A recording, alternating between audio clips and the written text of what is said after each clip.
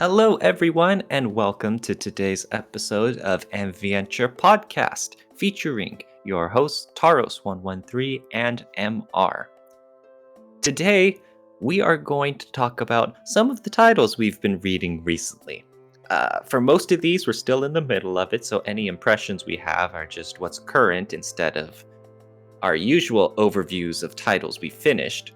But this will be a fun way to just share some of the stuff we've been reading along with you listeners, so I hope you'll enjoy them. MR will kick things off talking about one neat title he's read. Yeah, let's kick it off. And I have a troubled past with Neko Cafe Girls titles. I read Neko Para and I got sucked into VNs. Then, following my VN career, I found something called Vanyan a la mode. It was similar to this I'm talking about. And I had an opportunity to talk with Ange about it, and I hated that title. And this one, Nyan Cafe Macchiato, comes from the same developer as the Vanyan. Surely, it won't be as bad. And thankfully it wasn't. Okay. So it wasn't. So, the story takes place in a typical anime setting. We have a city, we have a high school life. But this time, the protagonist is a teacher, or rather, a part-time teacher. He strives to be employed full-time. He does everything the full-fledged teachers ask him to do to help and be in good standing, so they will recommend him. But the problem is, he has terrible luck. And with that, the comedy ensues. And I have to say, for the setup, as convenient as it is, how protagonist starts apartment burning, going to a coffee shop run by his family and running the business there, hence the excuse for the titular cafe. You know what? The plot itself and the struggles of lucky protagonist, it cracked some laugh from me, okay? While this title has the same problem I had with Wanyan, meaning a lot of plot points are solved before you start reading it, meaning you don't win over potential obtainable girls. All of them are already in love with the protagonist before you even boot the title. So in a way, there is no... But unlike in the previous title I mentioned, this one has a good sense of humor of protagonist having hard time recognizing that due to all those unfortunate circumstances that keeps plaguing his life. Due to that. So you mentioned there's a whole lot of unfortunate circumstances in his life? Yeah. Like what? I'll give you an example. This was probably my favorite, because all of the heroines have a reason for liking him before the game starts. And one of which was a victim of, I don't remember the word, but basically molestation in the public transit. This is something that is popular in Japanese culture, that it happens. Yes. So he rose to the occasion because he saw a girl being touched, right, inappropriately, and he caught the perpetrator. So he assertively protected her, grabbed his hand, and pulled him out of the tram station to report him to police, right? Okay. So the people stationed at that station when he got out were actually friends of the perpetrator, so they beat him up. Uh-oh. Oh no. So the girl saw that, so she called the police. They came in, disbanded the fight, but in this mess, he got caught up as one of the perpetrators. Just arrest them all. Yeah, exactly. We'll sort it out down at the station. Every single time when you saw something, a sliver of hope okay, this situation will turn around. He got another one. Another one. And you know what? And that mixture of having convenience and fortunate love triangle between three potential characters to one sensei, balanced with the fact how terrible luck he constantly has. That was actually really funny. I really loved that humor. So yeah, like you mentioned, this is very much a slice of life humorous story. Yes. This is pretty much slice of life humorous story. And to answer the most important question on everybody's mind, they are just cosplaying as cat girls. Okay, those are not real. You're telling me they aren't actually cat girls? Nope. I know. I've been disappointed as well. It's just a cosplay, okay? What's even the point of living now? Exactly. What's even the point? But again, I get it was cat cafe because of the cats themselves. That was actually a nice idea. Okay, I get it. The cat girl thing is a theme on top of that. Okay, I get it. A themed cafe. Okay. Yes, exactly. I see. So that's interesting. Yeah. So I haven't read Nekopara, but I do know that there are some serious and weird scientific implications by cat girls existing. So true. On the one hand, that's kind of weird, but on the other hand, you just don't think about it. So when you have something like this with Young Cafe, you can just kind of sidestep the issue. Exactly. Exactly. Yep. That makes sense. Okay. And all in all, you mentioned you really enjoyed this? Yeah. I think this is always hard to quantify because I would say the common route itself carried the game, not necessarily endings. So first read, absolute blast. The repeated completionist, I saw the jokes, okay, already. I read them. The personal drama wasn't the point ever in this title.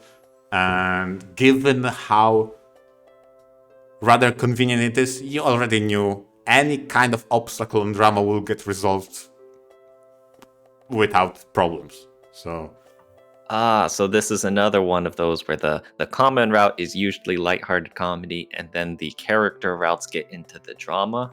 Yes, but the drama is... I don't know, it's not really a drama, okay? Yeah, like you said, the drama wasn't as good in this VN. Yeah, I would say so. It's basically... I see. She didn't tell me when she's going, and something changed. What if she doesn't like me anymore? That's the drama. Like, okay, but it apparently she actually cares about you. She just wanted to surprise you. The end. Well, all right. You see my point, right? Yeah. It's okay. But for me, enough with those jokes and the cast of characters that work very, very well. It was okay. Pretty cool. And with that, this is the title I finished. What title did you finish, Taurus? Finish? Oh no, I'm not getting close to that yet because I am currently reading Little Busters. And anyone who's familiar with any of Key's works can tell you that this is one huge title. 50 plus hours, and I am not getting anywhere close to done yet. I am still well in common route. Oh, dang. This is my first Key work, actually, so some people say that you could really feel the atmosphere of a Key work, and I agree. This very much feels like you are back in your high school days with your friends, going to classes each day and screwing around talking with your friends. When you compare this to something with Majikoi, which was extremely lively and bombastic, Little Busters is instead very subdued. Like, for better or for worse, I can very much feel like I'm back in high school just watching the clock as I'm in a boring lecture as the minutes go by. I was always wondering when it comes to those long-standing high school settings, how much high school is in that setting. Exactly. I mean, I'm not here to say that, Uh-huh. most of Little Busters is the boring classroom lectures and stuff. No, of course not. It's mostly about hanging out with friends, and in this case, uh, realizing a dream of everyone forming a baseball team. But Right. but it's still, I believe I'm in like 2 weeks in game have passed since the beginning, and where I've read up to now, it really feels like I have experienced 2 weeks of real life. Okay. So this is It's such very slow, slow pace. Yeah, that was the question. very slow paced, yes. So I know a lot of people would love that, and yes, I see the appeal, especially for me being new to this. I'm very much used to faster paced titles where the plot developments are most important. Uh-huh. And in this case, there is definitely a plot, although that doesn't really seem to be the focus. So this is a very huge change of pace for me, but I'm enjoying it so far. I'm still loving to see how Little Busters develops and how their friend group grows. If I remember correctly, the last time you spoke about that title, you mentioned it has gameplay elements that are reflective of what is happening and how those characters develop in a way. How's Mm-hmm. that? Yep, I like them. There's an entire baseball minigame, since, Uh-huh. like I mentioned, they're trying to form a baseball team. You are, as the main character, are the batter, and then Rin throws the pitches, and you move around on the plate, and you time your swings to hit it into the outfield. And there's a whole bunch of character sprites of all your teammates who are fielding, along with a whole bunch of stray cats. Yeah. And where you hit the ball, they'll run up to try and go catch it, Uh-huh. and you get bonus stat growths the more you can successfully hit it to your teammates. Huh. I still haven't gotten to their first game yet, so I don't know how these stat growths are going to develop and Okay. play into the story, but it is very interesting. And the flip side of what you mentioned, where how it ties into the story, yeah, pretty much every time you practice, you play this little mini game. Okay. So in a way, you are kind of feeling how much they're practicing too. It all ties together into how much you, the reader, kind of get to relive these experiences with the characters, as slow paced as they are. But It is not. I would not call this a gameplay title, though. I know you really enjoy that, MR. uh-huh. I mean, it doesn't have to be gameplay. I'm just trying to find where's the feedback loop of the gameplay itself.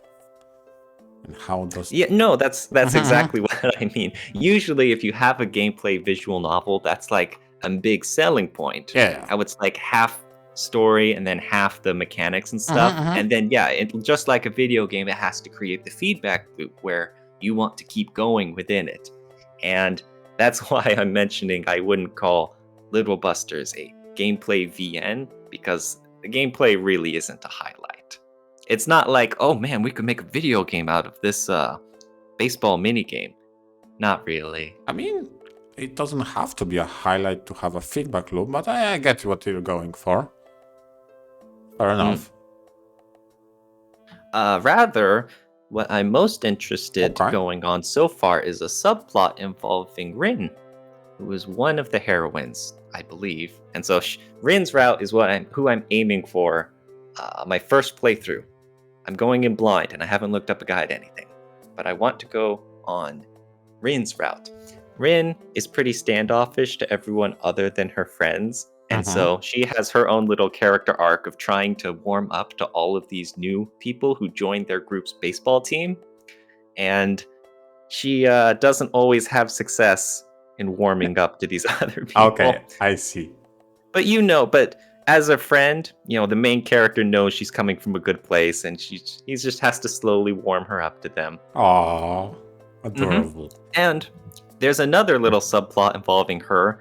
She usually hangs out with all the stray cats and she cares for them.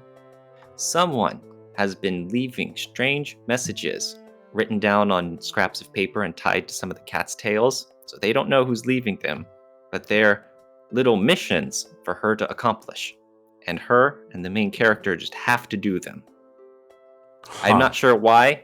I think it's more so just a matter of willpower, and so they go on these little missions, these cryptic missions to solve the lunchroom's problems or cure this one specific guy's love sickness. And so they usually wind up on these interesting scenarios as they try to do some good in the world. And so yeah, like I mentioned, there's that interesting little subplot too. So yeah, there's plenty in Little Busters to enjoy, and I'm enjoying taking it easy. Okay, and how because this is your first key title, and you said you feel the key. How would you describe that? That keyness. Mm-hmm. Since it's so laid back, this feels like something okay. that you can enjoy for the long term. I personally don't feel like it's one of those titles you can binge over a weekend.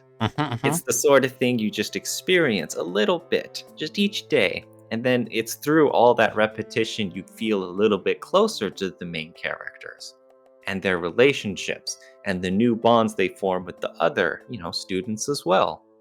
Do you feel like the mundaneness plays in for the strength? Yes, Okay. it is very comforting. In other titles, like I mentioned, Majikoi, or those classic 80s high school movies, those are kind of the different end of the spectrum in terms of nostalgia, where you want to go back to those happy days where you have the best time of your life, or you go on a road trip with friends, and then there's prom, and then all sorts of crazy hijinks happen. But in Little Busters, and what I'm assuming for other keyworks too, is that this is much more just like normal days of just quiet, hanging out with friends, and then doing homework afterwards.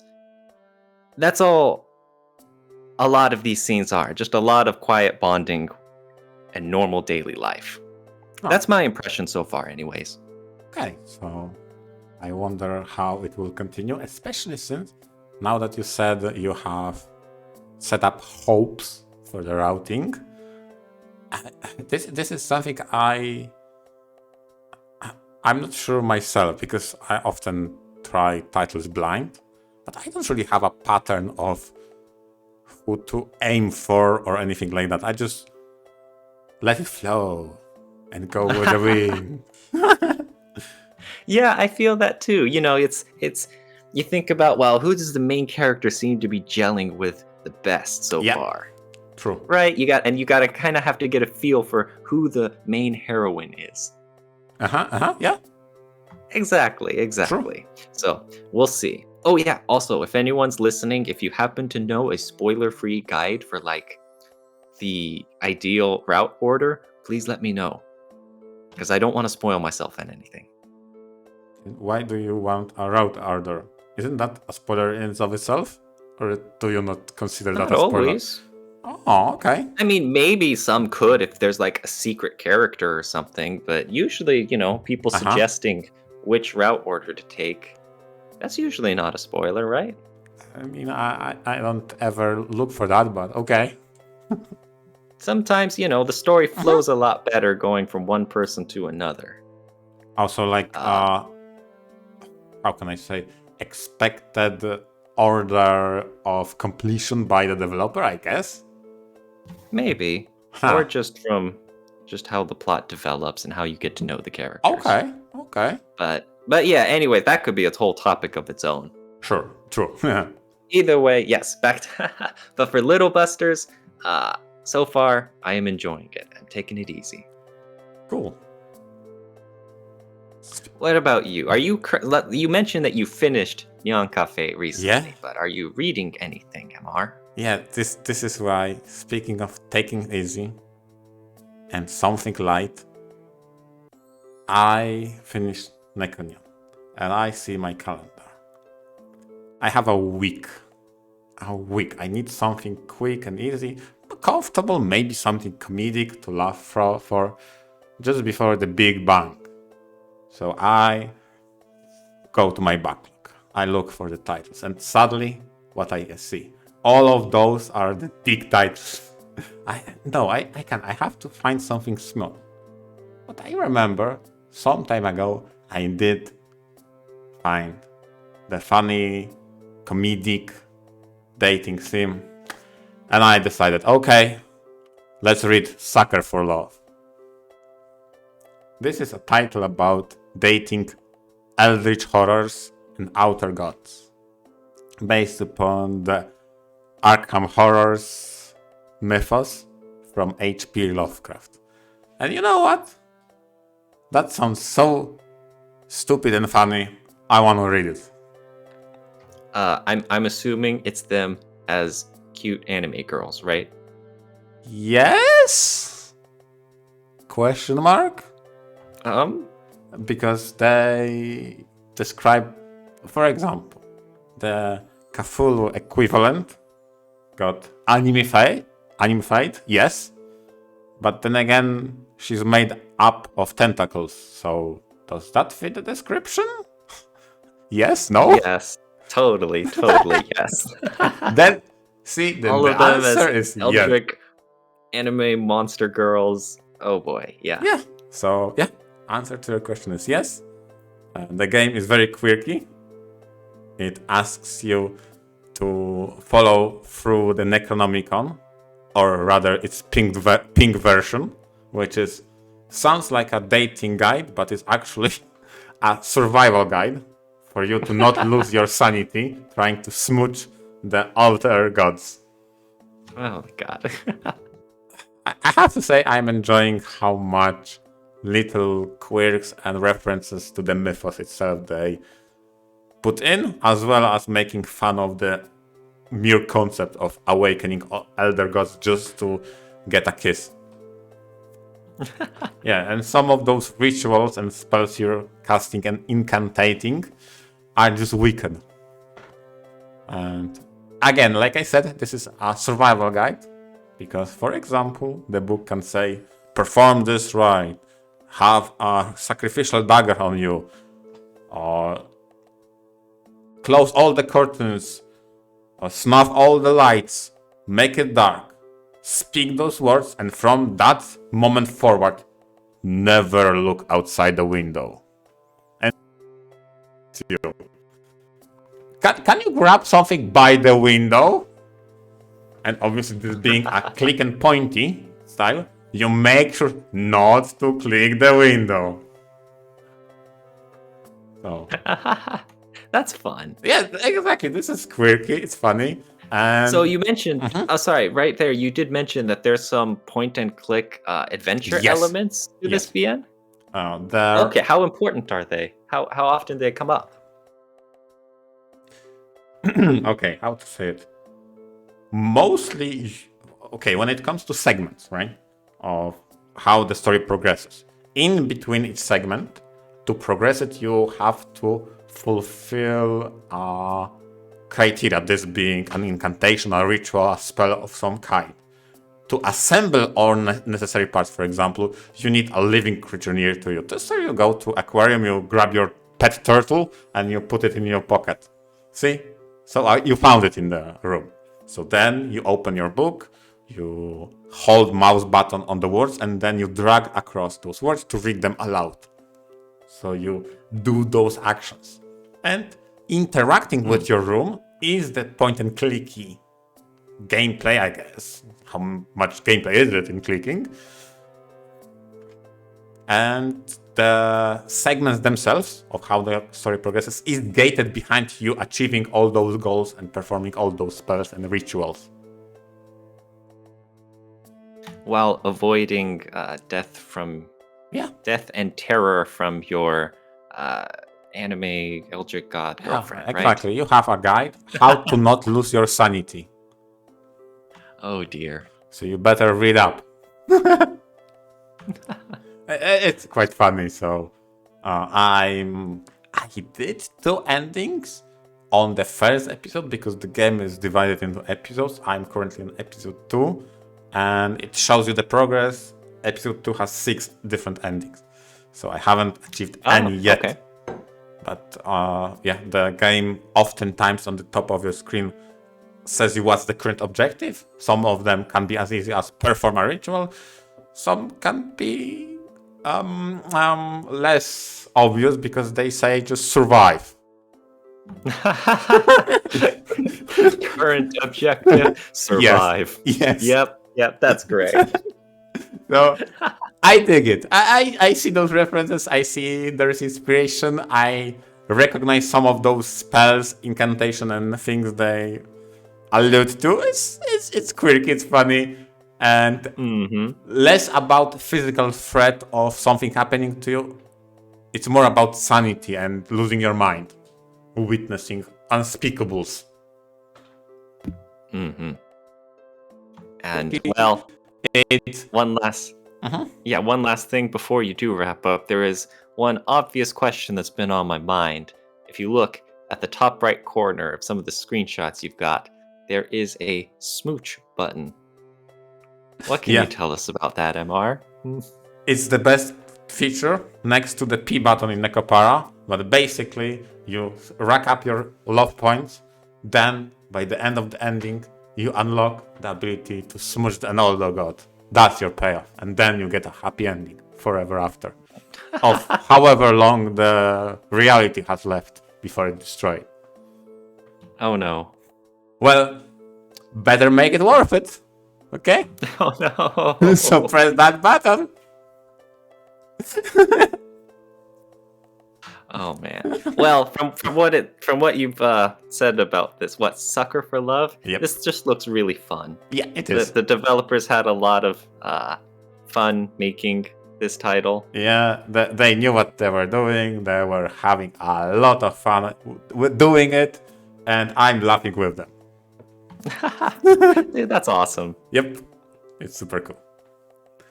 So, surely you have just as fun title to talk about, right?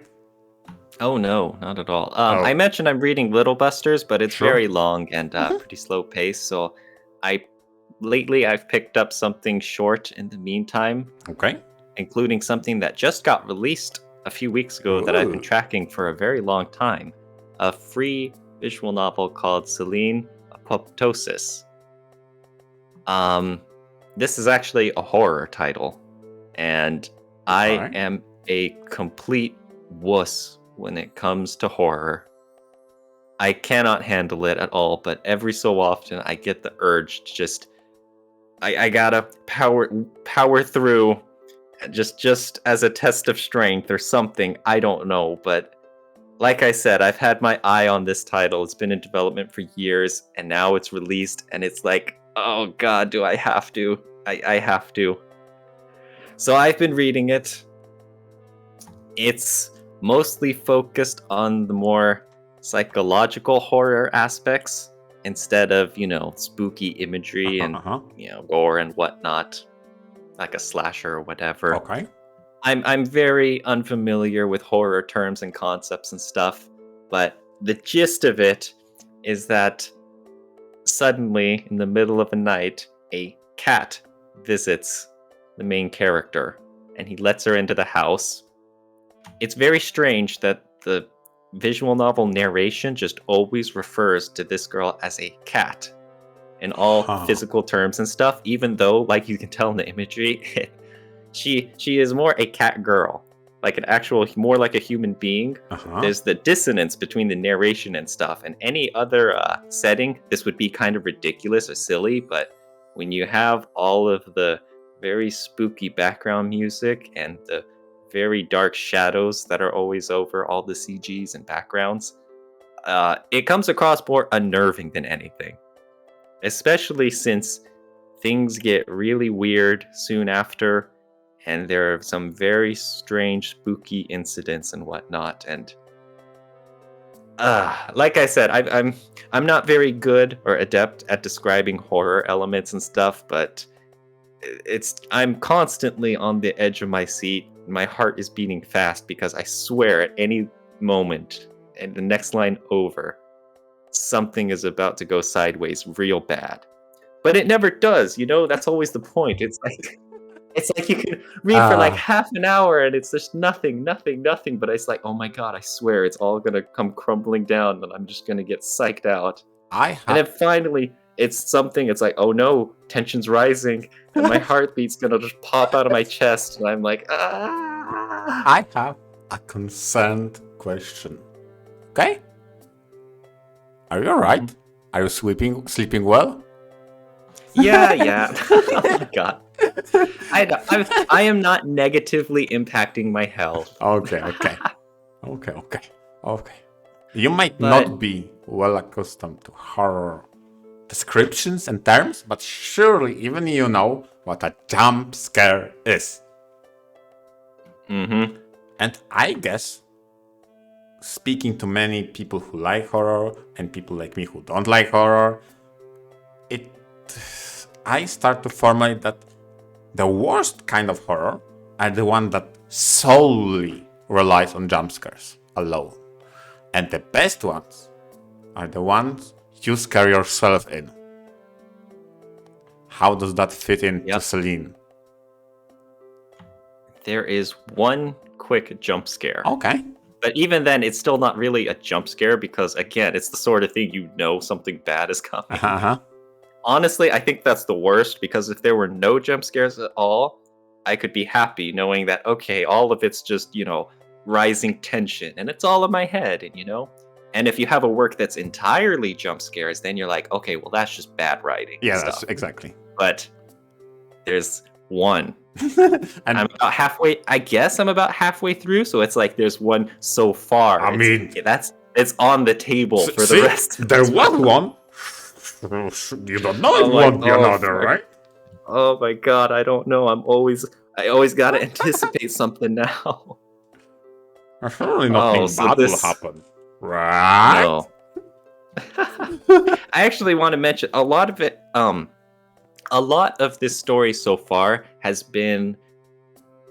What's the opposite of grounded? It's all been very atmospheric, which is nice, but I think its title's kind of taken it a little too far in the sense that I'm not always sure what's happening in the plot or where things are going, like in a bad way, not in the good way. But then, like, there's like one chapter that's very much about a different character and his marriage to his wife and how suddenly, things are going very wrong and how that's impacting them. And this, this segment, I guess you could say, had a lot more dialogue and it had a lot more focused impacts about their behaviors and how they're viewing each other. And I actually felt this was a much more enjoyable part of the title instead of the other aspects where it's all very atmospheric and there's a whole lot of environmental stuff. So I'm wondering what I'll think about the title when I finish, but I don't know how much of it is due to personal preference or what makes good horror. But either way, I am thoroughly scared. Do you feel I'm going to power through the rest of it just because, I can't stop now. You're too invested right now. I am. I can't let it end like this. Oh my god. Well, hopefully nothing. Man. Surely nothing bad would ever happen. Come on. This is gonna have a happy ending, right? Yeah. Oh no. Oh man. So yeah, hopefully I'll get to talk about this again more in depth in the future. But for now, I am enjoying it. So that's what I've been reading lately. Cool. And with that said, I think we reached the end of our first episode of our Readport. Thank you everybody for listening in and tell us in the comments. Thanks and goodbye.